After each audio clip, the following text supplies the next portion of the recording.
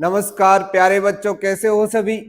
सभी मस्त हो, तंदुरुस्त हो और हमेशा की तरह फिजिक्स को उसी अंदाज में पढ़ने के लिए उत्सुक हो। आइए प्यारे बच्चों, आज हम एक नया अध्याय शुरू करने जा रहे हैं। अध्याय का नाम है गतिमान आवेश तथा चुंबकत्व। आइए दोस्तों, इसको हम समझने की कोशिश करें। उससे पहले आपको थोड़ा सा इसके बारे में संक्षिप्त में बताऊं कि आज से लगभग 205 साल पहले की बात है। ओरस्टेड एक महान वैज्ञानिक हुए, डच वैज्ञानिक। उन्होंने एक बहुत बड़ा लेक्चर हॉल था, उस लेक्चर हॉल में लेक्चर दे रहे थे और उस टाइम पे उन्होंने एक तार के अंदर विद्युत धारा प्रवाहित करके और उसके पास में एक चुंबकीय सुई रखकर उसमें उसको डांस करते हुए लोगों को दिखाया। लोग अचंभित हो चुके थे। वहां तक, उस समय तक हमारे पास एक सूचना तो थी, हमारे पास ये इतना नॉलेज तो था कि एक तार है, उसमें विद्युत धारा प्रवाहित होती है, एक आवेश है, उसके ऊपर बल लगता है, विद्युत बल लगता है, विद्युत क्षेत्र में उसके ऊपर बल लगता है। यानी विद्युत क्षेत्र का हमारे पास ज्ञान था, आवेश के कारण विद्युत क्षेत्र कितना होता है। और हमारे पास ये भी ज्ञान था कि कोई चुंबक है, यानी एक मैग्नीशिया कंट्री है, उस मैग्नीशिया कंट्री में एक पहाड़ है, उस पहाड़ का पत्थर जो है वो एक मैग्नेट की तरह बिहेव करता है, एक चुंबक की तरह बिहेव करता है। दोस्तों, उसका जो व्यवहार था वो लोहे जैसी वस्तुओं को क्या करती है, अपने पास आकर्षित करती है। तो उसको हमने नाम दे दिया चुंबकीय क्षेत्र। वहां पर उस चुंबक के आसपास का जो क्षेत्र है उसे हमने क्या कह दिया, चुंबकीय क्षेत्र। आवेश के चारों तरफ का क्षेत्र हमने क्या नाम दे दिया, विद्युत क्षेत्र। और विद्युत क्षेत्र के बारे में शायद ही आप कह सकते हो कि आपको नॉलेज नहीं है, क्योंकि बच्चों आपने 3 चैप्टर उसके अंदर इतना डिटेल से स्टडी करी है, शायद उसमें कोई टॉपिक अभी रह गया होगा जो आपने नहीं पढ़ा होगा। यानी आप इलेक्ट्रिक फील्ड के बारे में इतना नॉलेज जानते हो, अभी कोई टॉपिक इसके अंदर बचा हुआ नहीं है। लगभग आप उसको संक्षिप्त में कह सकते हो, क्योंकि आप ज्यादा आगे जाओगे, ग्रेजुएशन करोगे, पीजी करोगे, तो वहां पर उसको डिटेल में और अच्छे डिटेल में पढ़ोगे, वहां पर इसके बारे में और ज्यादा डिटेल में नॉलेज होगा। पर अभी आपके पास ये इंफॉर्मेशन है कि विद्युत क्षेत्र कैसे आता है, क्या होता है। आपके पास ये भी इंफॉर्मेशन है चुंबकीय क्षेत्र क्या होता है, ये कहां से आता है।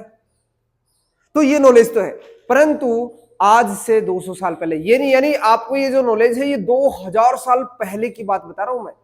यानी ईसा का जन्म हुआ था, उसके 20-25 साल के बाद में ये सारा डिस्कवरी हो गया था कि विद्युत क्षेत्र क्या होता है, चुंबकीय क्षेत्र क्या होता है। ये सारा नॉलेज बहुत पहले का है, जब दार्शनिक लिखा करते थे किताबें, जब उस टाइम पे फिजिसिस्ट नहीं बोलते थे, दार्शनिक वगैरह हुआ करते थे। परंतु जब साइंटिस्ट लोगों ने डिस्कवरी करना शुरू किया तो उस टाइम पर यह कहा गया कि आज से 205 साल पूर्व, यानी 1820 ईस्वी के अंदर ओरस्टेड ने एक प्रयोग किया और उस प्रयोग के माध्यम से जाना, उस पर अनुसंधान किया कि एक तार के अंदर विद्युत धारा प्रवाहित होती है तो बच्चों उसके आसपास चुंबकीय क्षेत्र उत्पन्न हो जाता है। ये अपनी फिजिक्स के अंदर क्रांति उत्पन्न कर देता है। पूरी दुनिया के अंदर ये जो फिनोमिना होता है ये धमाल मचा देता है। धमाल कैसे मचा देता है, आइए इसके बारे में, इसको अच्छे से समझने की कोशिश करते हैं। इसमें ऐसा क्या है कि पूरी दुनिया के अंदर इसने अपने आप में एक यूनिक घटनाएं घटित करना शुरू कर दिया, फिजिक्स के नए नए प्रयोग का इजाद किया। तो शुरू करते हैं। चैप्टर का नाम है गतिमान आवेश तथा चुंबकत्व। कहने का मतलब है विद्युत क्षेत्र और चुंबकीय क्षेत्र को एक दूसरे से संबंधित कर दिया। यानी विद्युत क्षेत्र अलग नहीं है, चुंबकीय क्षेत्र और विद्युत क्षेत्र एक दूसरे के भाई बहन है, ये कह सकते हो आप। चुंबकीय क्षेत्र एक दूसरे से संबंधित है। अब वो संबंधित किस प्रकार है, तो पहले हम ओरस्टेड के प्रयोग वगैरह पढ़ेंगे, उसके माध्यम से हम जानेंगे कि किस तरह से विद्युत क्षेत्र और चुंबकीय क्षेत्र एक दूसरे से संबंधित है। मैक्सवेल यहाँ पर आता है और मैक्सवेल ने भी यहाँ पर 4 समीकरण बताई, उनके बारे में भी अध्ययन हम लास्ट चैप्टर के अंदर करेंगे। तो सबसे पहले बच्चों शुरू करते हैं किस तरह से विद्युत क्षेत्र। तो सबसे पहले शुरुआत करते हैं ओरस्टेड के प्रयोग से। ओरस्टेड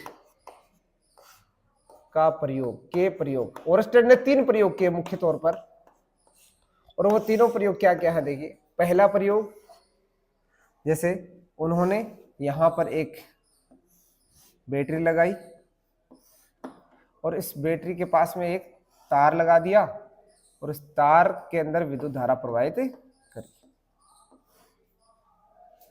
जब इसके अंदर कोई भी विद्युत धारा प्रवाहित नहीं होती है, मीन्स इसके अंदर कुंजी को हमने ऑफ कर रखा है, स्विच ऑफ कर रखा है, और यहाँ पर एक चुंबकीय सुई रखी जाती है। इस चुंबकीय सुई के अंदर प्यारे बच्चों यहाँ पर उसको कोई भी परिवर्तन दिखाई नहीं देता। समझने वाली बात समझ में आई? यानी ये क्या है, चुंबकीय सुई,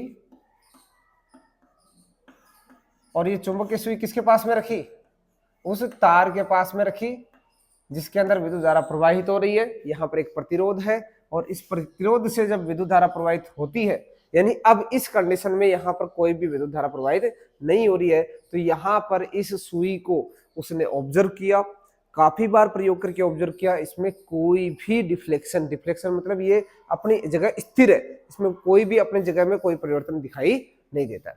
चलो दूसरे प्रयोग की बात करते हैं। दूसरे प्रयोग में इसने क्या किया, इसमें से विद्युत धारा प्रवाहित करना शुरू किया, यानी स्विच को क्या कर दिया, ऑन कर दिया। स्विच को ऑन कर दिया प्यारे बच्चों। अब क्या हुआ, यानी कुंजी को ऑन, और ऑन करते ही इसमें क्या हुआ, विद्युत धारा प्रवाहित होने लग गई, इलेक्ट्रॉन दौड़ने लग गए, यहां से विद्युत धारा प्रवाहित हुई, तो इसके पास में रखी सुई क्या करने लग गई बच्चों, डांस करने लग गई, यानी इसका इधर वाला सिरा किधर आ गया, इसके पास आ गया, इधर वाला सिरा दूर चला गया। ये पहले ऐसे पड़ी हुई थी, जैसे ही इसमें विद्युत धारा प्रवाहित हुई ये ऐसे हो गई। समझ रहे हो? यानी इसका, जबकि ये पास में रखी हुई है, इससे आपस में जुड़े हुए नहीं है, ये चुंबकीय सुई जस्ट पास में रखी है, और पास में रखने से ही उसे ये आभास होने लग गया कि ये क्या करने लग रही है, डांस करने लग रही है, यानी अपनी जगह से विस्थापित हो रही। ऐसा क्यों हो रहा है, इसके बारे में वो बाद में इसकी एनालिसिस करेगा। ऐसे एक प्रयोग और करता है, और एक प्रयोग और क्या करता है, इसकी दिशा पलट देता है, यहां माइनस और यहां प्लस, और दिशा पलटने से प्यारे बच्चों क्या होता है, यहां पर वही कुंजी लगाता है, और कुंजी लगाकर दिशा पलटता है, तो विद्युत धारा की दिशा क्या हो जाएगी, विपरीत दिशा। और विपरीत दिशा में जो सिरा पहले ऊपर जा रहा था, अब वो क्या आने लग गया है, वो अब नीचे आने लग गया है, और दूसरा सिरा ऊपर की ओर उठ जाता है। बात समझ में आई?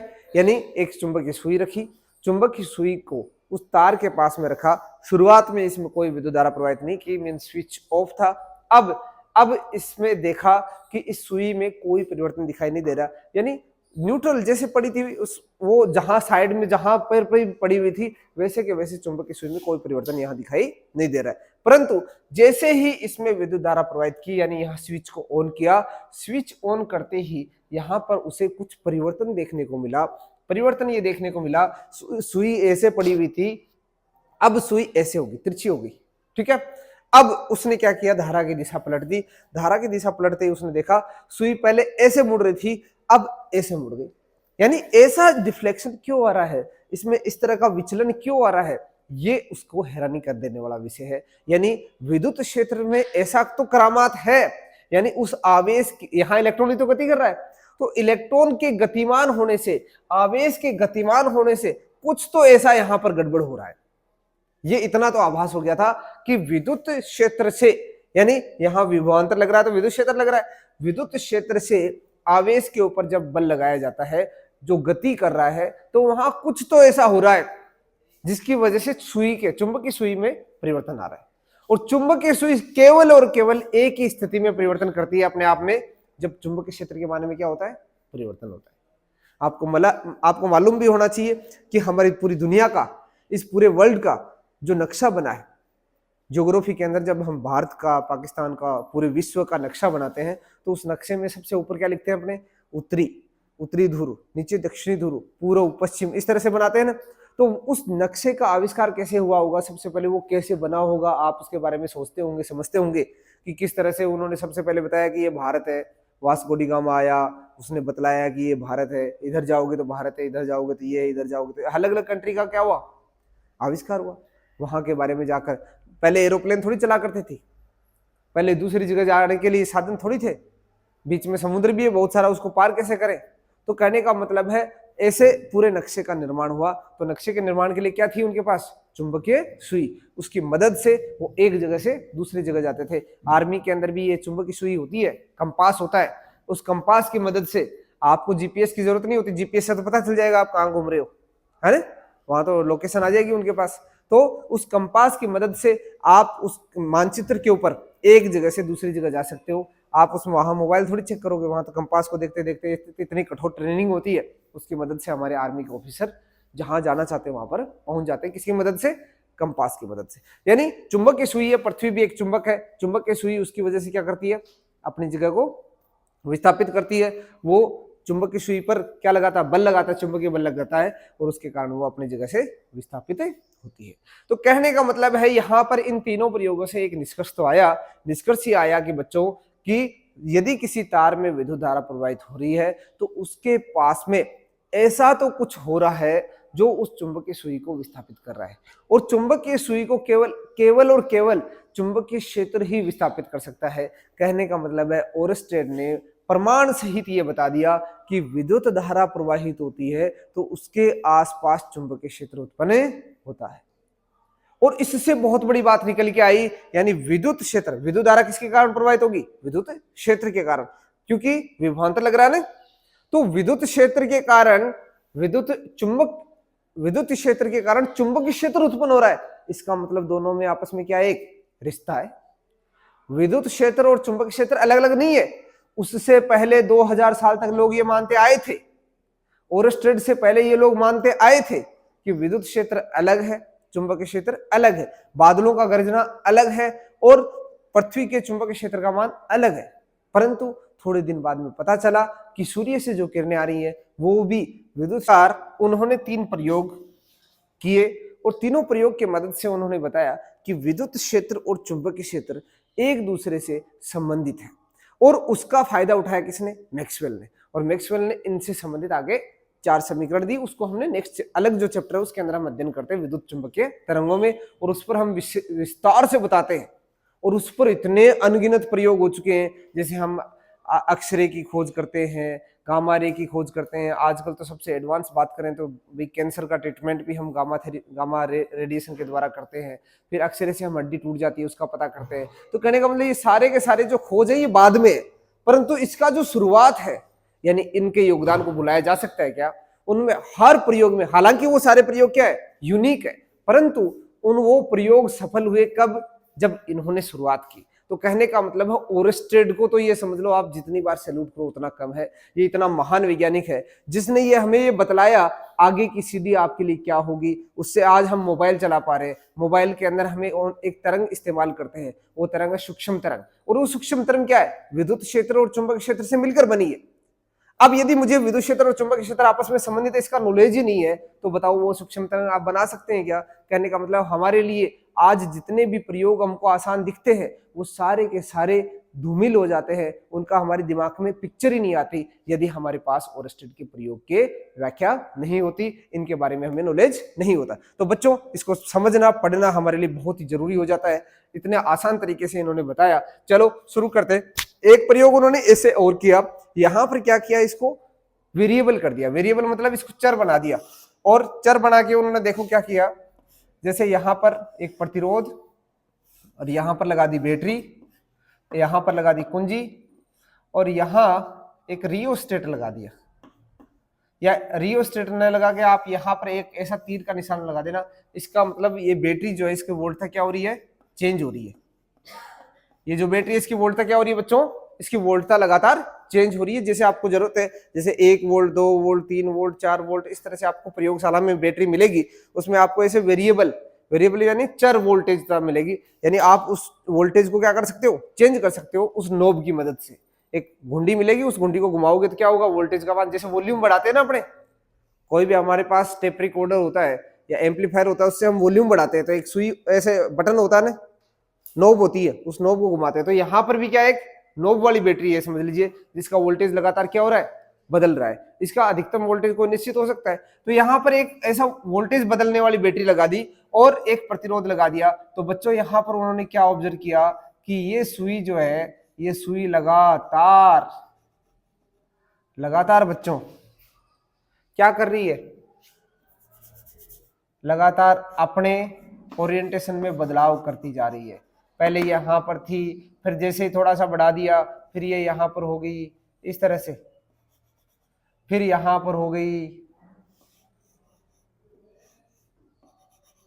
कहने का मतलब है ये अपने ओरिएंटेशन में, अपने विन्यास के अंदर ये लगातार क्या कर रही है, बदलाव कर रही है, किसके परिवर्तन से, वोल्टता के परिवर्तन से। तो इससे क्या साबित हुआ, इससे ये साबित हुआ बच्चों कि विद्युत धारा के मान में परिवर्तन करने पर चुंबकीय क्षेत्र के मान में क्या होता है, परिवर्तन होता है। चुंबकीय क्षेत्र यदि परिवर्तित नहीं होता तो चुंबकीय सुई के विन्यास में जो परिवर्तन है वो नहीं होता। तो ये सारे निष्कर्ष यहाँ पर उसको मिले, पर यहाँ पर क्या नहीं मिला उसको भी हमें चर्चा जरूर करनी चाहिए। यहाँ पर हमें ये नहीं मिला कि इस तार के कारण चुंबकीय क्षेत्र तो होता है परंतु उसका मान कितना होता है। जैसे आपको मालूम है कि आप किसी बस के धक्का लगाते हो, तो बस के धक्का लगाते हो तो एक आदमी से धक्का नहीं लगेगा, तो आपको 2 आदमी लगाने पड़ेंगे, 4 आदमी लगाने पड़ेंगे, 5 आदमी लगाने पड़ेंगे। 5 आदमी से वो बस आगे चलना शुरू हो जाएगी। ऐसा क्यों पता चला आपको, क्योंकि एक आदमी कितना न्यूटन बल लगाता है, 5 के उससे गुणा कर दो तो लगभग उसके जितना बल की हमें आवश्यकता उतना बल हम उसके ऊपर लगा पा रहे हैं। तो बल की मात्रा हमने किससे नापी, न्यूटन से। आपने द्रव्यमान किससे नापा, किलोग्राम से। तो ऐसे ही चुंबकीय क्षेत्र का मान किससे नापेंगे, कितना होगा, मात्रा कितनी होगी, उसके बारे में ओरस्टेड ने नहीं बताया बच्चों। वो उसके लिए बहुत बड़ी समस्या रही थी, और साथ ही साथ उसकी दिशा क्या होगी उसके बारे में भी उसने नहीं बताया। तो ये जो इंफॉर्मेशन है ये हमें इस चैप्टर के अंदर ही लेटर जो टॉपिक्स होंगे उसके अंदर हमें मिलेगी। पर यहाँ पर हमें क्या क्या मिल गया, यहाँ पर हमें इसका सार यदि समझने की कोशिश करें तो हमें क्या क्या इन्फॉर्मेशन मिली। यहाँ से इन्फॉर्मेशन ये मिली कि एक तार है, उसमें विद्युत धारा प्रवाहित करते हैं तो इसके चारों तरफ चुंबकीय क्षेत्र उत्पन्न हो जाता है। चुंबकीय क्षेत्र के कारण उसके पास में रखी चुंबकीय सुई अपनी जगह से विस्थापित हो जाती है, अपने विन्यास के अंदर परिवर्तन कर देती है। ये रहा बच्चों इन प्रयोगों का निष्कर्ष। तो आइए 1 बाय 1 प्रत्येक प्रयोग के बारे में हम लिखने की कोशिश करते हैं। जब परिपथ, विद्युत परिपथ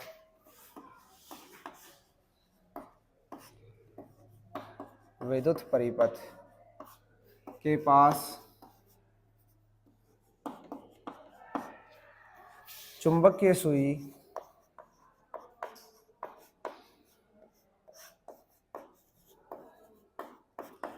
रखी जाती है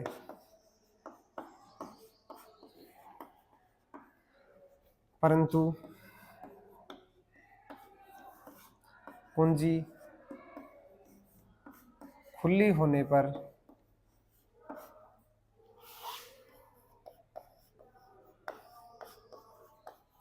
चुंबकीय सुई में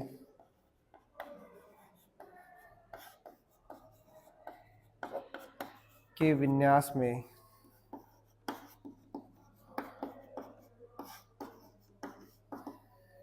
कोई परिवर्तन नहीं होता है।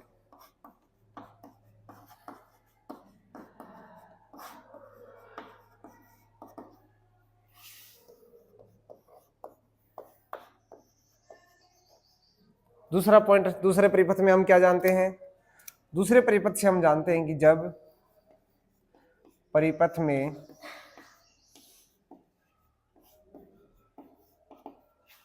विद्युत धारा प्रवाहित की जाती है, विद्युत धारा कैसे प्रवाहित करेंगे, कुंजी को बंद करके, है ना, प्रवाहित की जाती है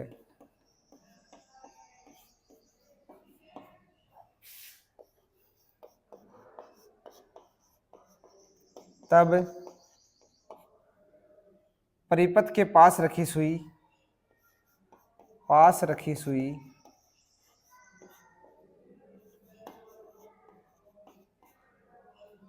अपनी मूल स्थिति से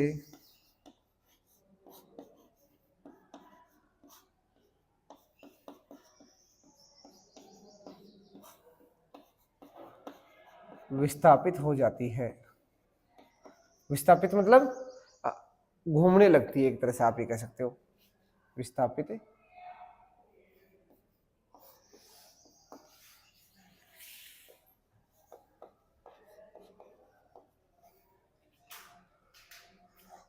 जब धारा की दिशा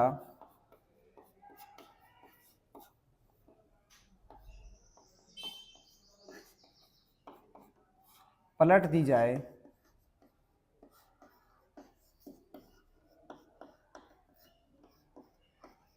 तब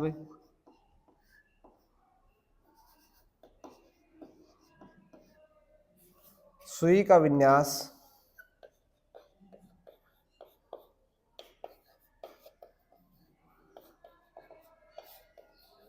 भी विपरीत दिशा में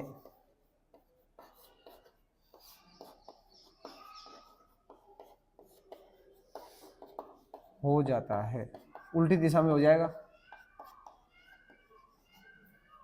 और इसमें हम लिख देंगे जब परिवर्ती विद्युत धारा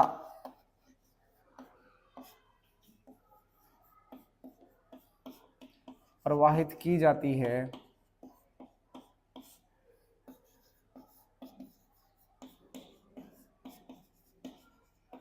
तब चुंबकीय सुई भी अपने विन्यास में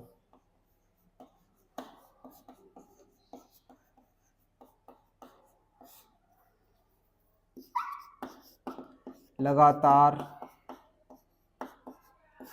परिवर्तन करती है, लगातार परिवर्तन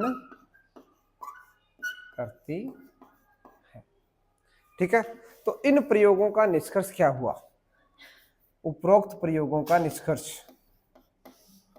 उपरोक्त प्रयोगों का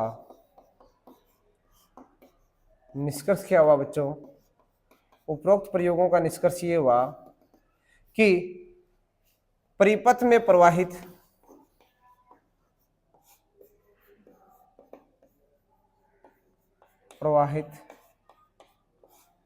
विद्युत धारा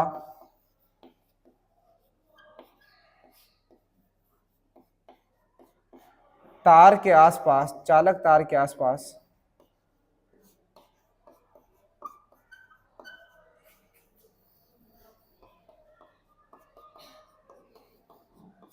चुंबकीय क्षेत्र उत्पन्न करती है।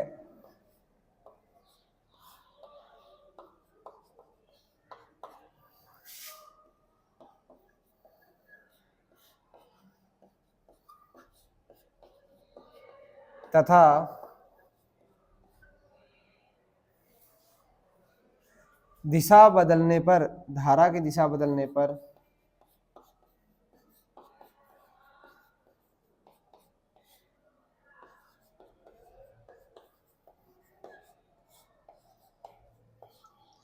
इसकी दिशा भी, क्षेत्र की दिशा भी, चुंबकीय क्षेत्र की दिशा भी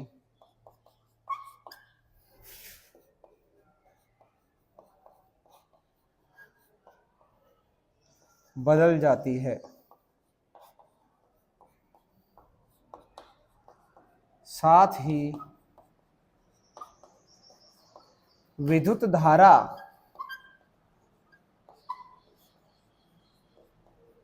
परिवर्तित करने पर, विद्युत धारा के मान में परिवर्तन करने पर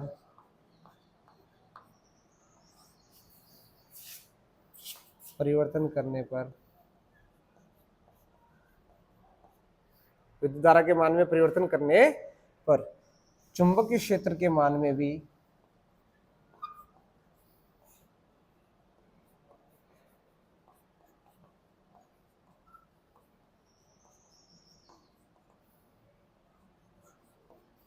परिवर्तन होता है। इतनी बात हमें कहां से मिल गई थी बच्चों? इतनी बात हमें मिल गई थी ओरस्टेड के प्रयोग से। ओरस्टेड के प्रयोग से बात मिली कि यदि किसी परिपथ में हम क्या करते हैं, विद्युत परिपथ में विद्युत धारा प्रवाहित करते हैं तो उसके पास विद्युत क्षेत्र उत्पन्न हो जाता है। साथ ही हमें ये भी इंफॉर्मेशन मिली कि यदि धारा की दिशा पलटती जाए तो चुंबकीय क्षेत्र का मान जो है वो भी विपरीत दिशा में पलट जाता है, उसकी दिशा भी पलट जाती है। साथ ही धारा के मान में परिवर्तन करेंगे तो चुंबकीय क्षेत्र के मान में भी परिवर्तन होगा। बट हमें यहां से दो पुख्ता वैल्यू नहीं मिली। एक तो दिशा कौन सी होगी, चुंबकीय क्षेत्र कौन सी दिशा में होगा, और उसका मान कितना होगा, वैल्यू बताइए लॉजिकली। साइंस हमेशा लॉजिकली बात करती है। तो अब ये दो इंफॉर्मेशन इसके पास नहीं है, तो उसको बताने के लिए हमारे पास दो महान वैज्ञानिक आते हैं, उनका नाम है बायो एंड सावर्ट। और वो प्रयोग करते हैं, और वो प्रयोग के बाद में एक नियम देते हैं। उस नियम को हम अच्छे से पढ़ेंगे। उससे पहले हम कुछ बेसिक इन्फॉर्मेशन और जानने की कोशिश करते हैं। चुंबकीय बल क्या होता है, विद्युत बल क्या होता है, दोनों को एक साथ मिलाकर लोरेंज बल बनता है। उसके बारे में भी लोरेंज ने जो इन्फॉर्मेशन दी उसके बारे में भी अब जानने की कोशिश करेंगे। उसका क्या निष्कर्ष है उसके बारे में हमने जानने की कोशिश की। साथ ही अब हम जानने की कोशिश करते हैं कि चुंबकीय बल क्या होता है। चुंबकीय बल, मैग्नेटिक फोर्स। तो जैसे कि हमने ओरस्टेड के प्रयोग से जाना कि एक तार जो होता है, चालक तार में विद्युत धारा प्रवाहित की जाती है तो उसके पास चुंबकीय क्षेत्र उत्पन्न हो जाता है, और चुंबकीय क्षेत्र है तो उसमें यदि कोई भी आवेश होगा, गतिमान आवेश होगा, तो उस पर बच्चों क्या लगेगा, बल लगेगा। उसे क्या कह देंगे, चुंबकीय बल। तो चुंबकीय क्षेत्र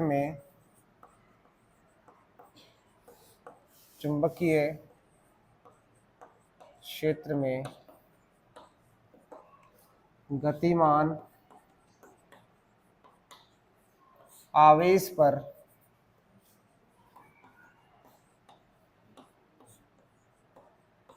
लगने वाला बल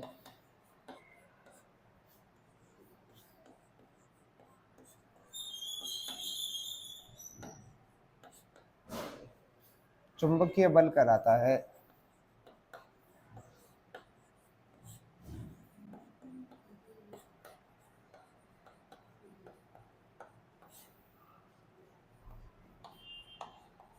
चुंबकीय बल का सूत्र क्या होता है बच्चों, F M magnetic Q V सदिश गुणा बी सदिश। इसको याद रख लेना आप।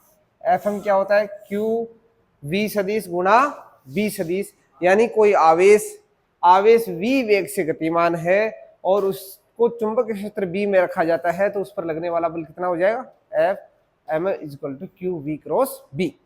हमने ये भी जाना है, इसका मात्रक क्या हो जाएगा, न्यूटन। बल कोई सा भी हो, न्यूटन लगा देना मात्रक, ठीक है। विद्युत बल क्या होता है, क्योंकि विद्युत क्षेत्र में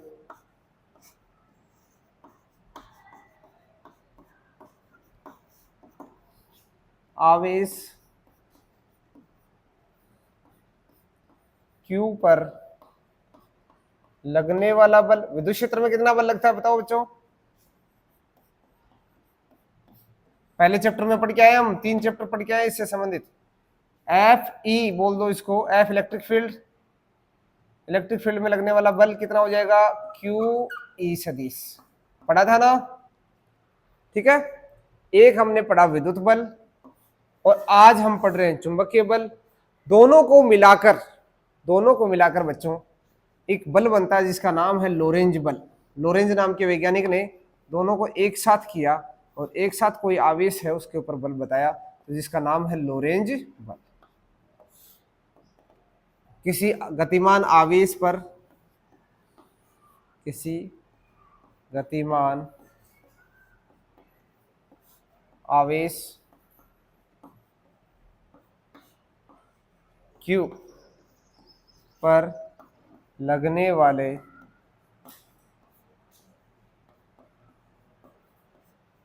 विद्युत बल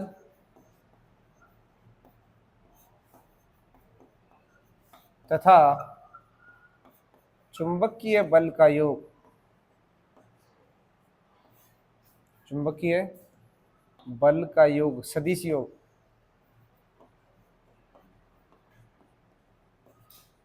बल हमेशा सदिश योग होगा। किसके तुल्य होता है, सदिश योग किसके तुल्य हो जाएगा, लोरेंज बल के तुल्य होगा।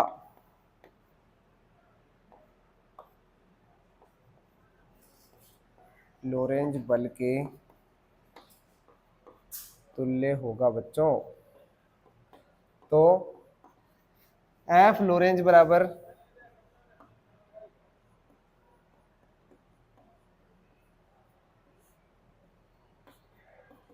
एफ ई सदिश प्लस एफ एम सदिश। ई बोले तो इलेक्ट्रिक फील्ड विद्युत क्षेत्र, एम बोले तो चुंबकीय क्षेत्र मैग्नेटिक फील्ड। दोनों के कारण फोर्स कितना है, क्यू ई सदिश प्लस क्यू वी सदिश गुणा बी सदिश, दोनों को एक साथ रख सकते हो, Q को बाहर ले आओ, E सदिश प्लस V सदिश गुणा B सदिश, ये हो गया मेरा F लोरेंज बल। एग्जाम में बच्चों बहुत बार पूछा गया है लोरेंज बल क्या होता है, सूत्र लिखिए, ये लिखोगे, ये वाला स्टार लगा लो इसके ऊपर, ये है हमारा लोरेंज बल। और लोरेंज नाम के वैज्ञानिक ने यही आवेश गति करेगा तो डेफिनेटली गति करने के लिए हमें क्या चाहिए, उसके ऊपर विद्युत बल लगना चाहिए, विद्युत क्षेत्र में उसे रखना पड़ेगा। और गति कर रहा है और उसको चुंबकीय क्षेत्र में आपने यदि रख दिया तो वहां पर उस पर चुंबकीय बल लगेगा, उसका मान कितना होगा, क्यू वी क्रॉस बी। यदि दोनों को हम जोड़ दें, बल है तो ऑब्वियसली हमें जोड़ना पड़ेगा, जोड़ेंगे तो कौन सा जोड़ करेंगे, सदिश योग करेंगे, सदिश योग करेंगे तो जो हमारे पास कुल बल आएगा उसका नाम क्या बता दिया गया, लोरेंज बल बता दिया गया। यानी गतिमान आवेश पर दो प्रकार के बल काम करते हैं, एक विद्युत बल, दूसरा चुंबकीय बल, दोनों को जोड़ के क्या बना देंगे, लोरेंज बल बना देंगे। एग्जाम में ये क्वेश्चन आया हुआ है, तो इसका आप विशेषकर ध्यान रखिए। यहां पर कुछ कंडीशंस लगा देते हैं, यहां कंडीशन क्या है, स्थिति में बना देता हूं एक। देखो बच्चों, क्रॉस जब हटता है तो इसको आप क्या लिख सकते हो, F M is equal to Q V cross B, हटते क्या आ जाएगा, साइन थीटा, और इसकी दिशा क्या हो जाएगी, एन केप। यानी v और b दोनों सदिशों का जो गुणनफल है, मीन्स v और b की दिशा के हमेशा क्या होगा, ये लंबवत होगा, तो हमारे पास ये क्वांटिटी आएगी। अब थीटा की बात करें, यदि दोनों के बीच कोण कितना हो, जीरो, कोण जीरो हो बच्चों, क्या हो जाएगा, ये थीटा किसके बीच में है, यहां लिख लेना, थीटा कोण कहां किसके बीच में है, यहां थीटा जो है, थीटा जहां थीटा v तथा b के बीच का कोण है, v तथा b के बीच का कोण है, ठीक है बच्चे। यहां पर कोण यदि जीरो है, यानी वेग चुंबक क्षेत्र की दिशा में है, यानी जो आवेश चुंबक क्षेत्र की दिशा में जा रहा है, चुंबक क्षेत्र की दिशा में जा रहा है, इसका मतलब यहां बल कितना लगने वाला है, वो भी चुंबकीय बल की बात करें, कितना लगने वाला है बच्चों, Q V B sine zero. Sine zero का मान कितना होता है, साइन जीरो का मान बच्चों होता है जीरो, ठीक है। और जीरो को किसी भी राशि से गुणा करो, क्या आता है, हमेशा zero, because zero is the hero, ठीक है। जीरो का आविष्कार किसने किया, आर्यभट्ट ने। यदि दोनों 90 डिग्री कोण पर है बच्चों, तो बताइए एफ एम कितना हो जाएगा, क्यू वी बी साइन 90, और साइन का मान अधिकतम कितना होता है, एक, और वो भी 90 डिग्री पर आता है, तो इसका मान कितना आ जाएगा, क्यू वी बी, जो अधिकतम मान होगा, ये अधिकतम है एफ एम का, चुंबकीय बल का अधिकतम मान मैक्स कितना ही होगा। यदि दोनों के बीच में वेग विपरीत दिशा में है, यानी दोनों के बीच में कोण कितना हो, 180 डिग्री, 180 हो, तो एफ एम कितना हो जाएगा बच्चों, क्यू वी बी साइन 180, और साइन 180 का मान होता है जीरो, तो इसका मान भी हो जाएगा जीरो। यानी यदि आवेश चुंबकीय क्षेत्र की दिशा में गति करे या चुंबकीय क्षेत्र की विपरीत दिशा में गति करे, हमेशा उस पर चुंबकीय क्षेत्र के कारण कोई बल नहीं लगेगा, केवल विद्युत बल लगेगा। और यदि वो चुंबकीय क्षेत्र के लंबवत गति करे तब उस पर चुंबकीय बल लगेगा, और जीरो के अलावा कोण पर गति करे तो भी लगेगा, केवल कितने पे नहीं लगेगा, जीरो और 180 पर नहीं लगेगा। यानी जीरो, 180, 360, ये जो कोण आने वाले हैं जिनको रिपीटेशन बार बार होता रहेगा, वहां पर इस पर कोई भी चुंबकीय बल काम नहीं करेगा। बट जैसे ही जीरो के अलावा 180 और 360 के अलावा कोई कोण होगा, उस पर वहां पर चुंबकीय बल लगने वाला है। जैसे बच्चों, हमें यदि कोई पूछे कि बल का मान जीरो कब कब होगा, जैसे एक स्थिति तो क्या हो गई, थीटा जीरो, एक होगी थीटा 180, और एक कंडीशन और हो सकती है, देखिए एफ एम का मान जीरो कब हो सकता है, जब v का मान जीरो, चाहे एंगल 90 डिग्री क्यों ना हो, तब भी जीरो हो जाएगा। क्यों, v का मान कितना है, जीरो, वेग जीरो है, तो चौथी कंडीशन क्या हो जाएगी हमारे पास, वेग जीरो है तो एफ एम भी क्या हो जाएगा, जीरो हो जाएगा।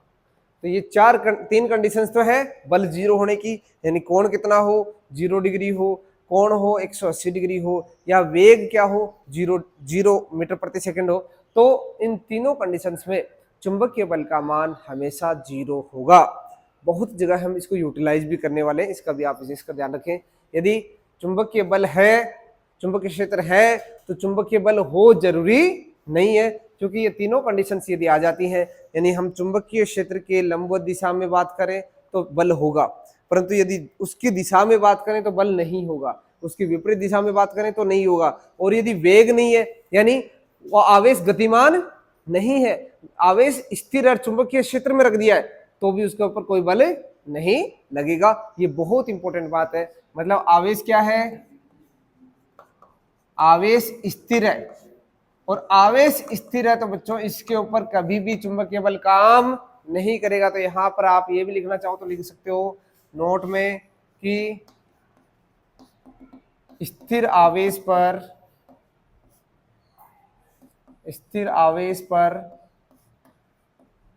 चुंबकीय बल नहीं लगता है। तो आपने इस चैप्टर का नाम भी तो पढ़ा होगा, क्या था? गतिमान आवेश।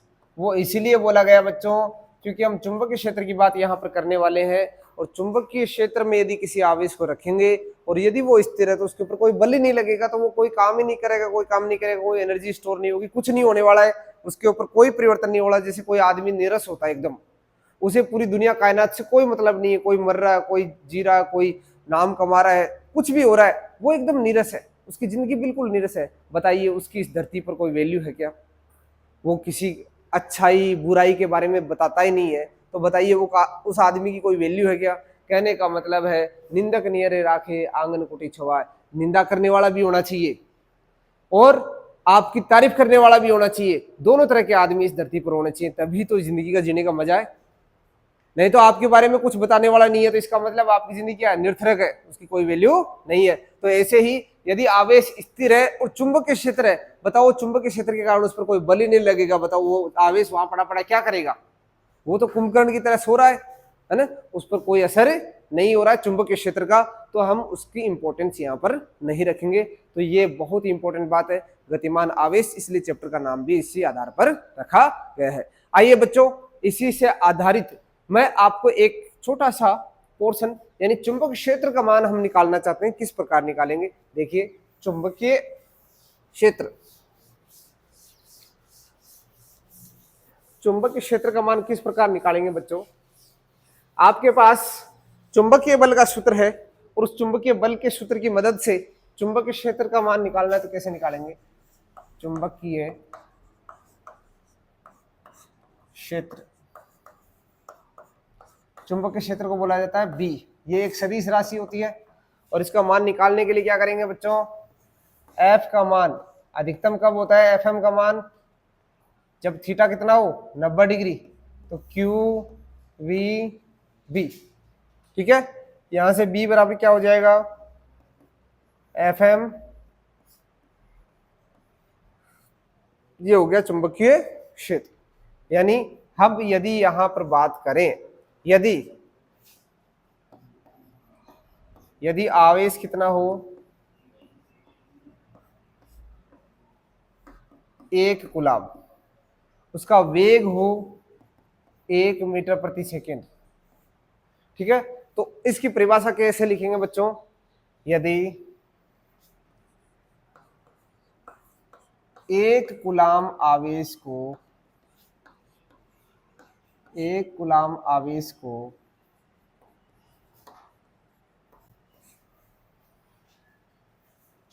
1 मीटर प्रति सेकेंड वेग से गति कराया जाए,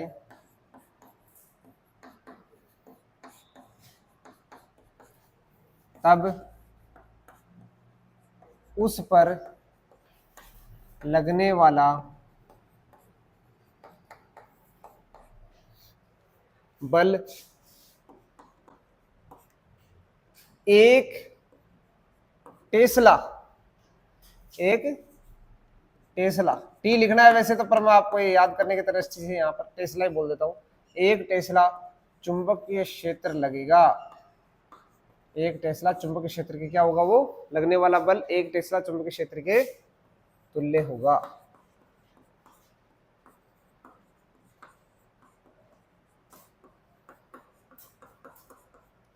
यदि हम एक कूलाम आवेश को 1 मीटर प्रति सेकंड की स्पीड से दौड़ाएं तो उस पर लगने वाला जो फोर्स है, बल है, वो हमेशा किसके तुल्य होगा, एक टेस्ला चुंबकीय क्षेत्र के तुल्य होगा।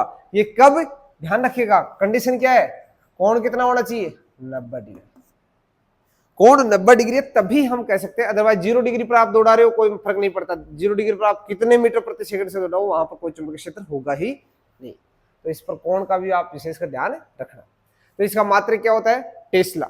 आपसे बीमा वगैरह पूछे कर सकते हैं आप, बल का क्या होता है, देखो यहां मात्रक क्या हो जाएगा, मात्रक तो होगा टेस्ला, टेस्ला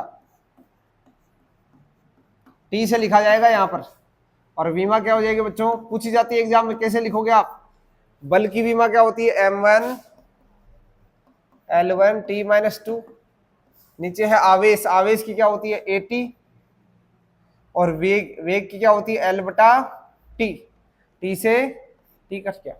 अब ये क्या बच गया, m1 L की L⁻�0 और T⁻⁻2 A⁻⁻1। इस तरह से हम इसकी विमा भी निकाल सकते हैं। एग्जाम में आपके मात्रक और विमा का भी क्वेश्चन आएगा, ध्यान रखना है ना। तो आपको विद्युत क्षेत्र, चुंबकीय क्षेत्र में विशेषकर आपको दिक्कत आएगी, तो आप बल से निकालना, बल से आसान हो जाएगा, बाकी दूसरे जो फॉर्मूले वहां से भी आप कर सकते हो। और इस तरह से हम चुंबकीय क्षेत्र के मात्रक और विमा का मान निकाल सकते हैं।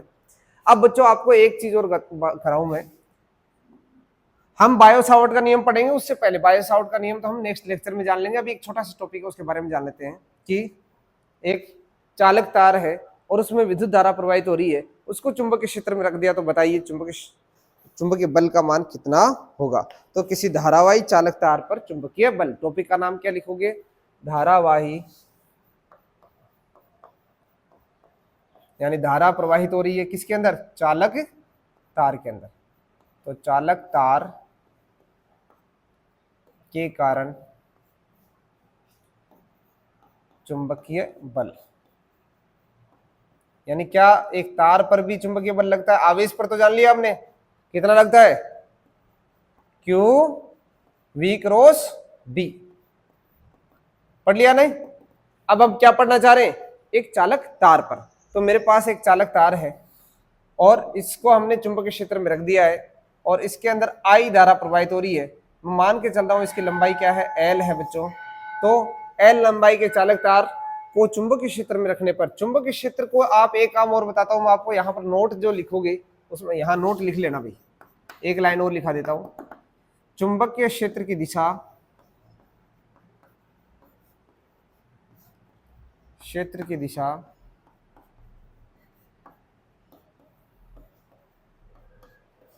तल के लंबवत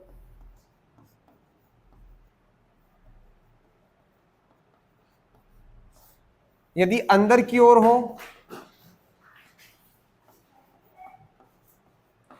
अंदर की ओर क्रॉस से तथा बाहर की ओर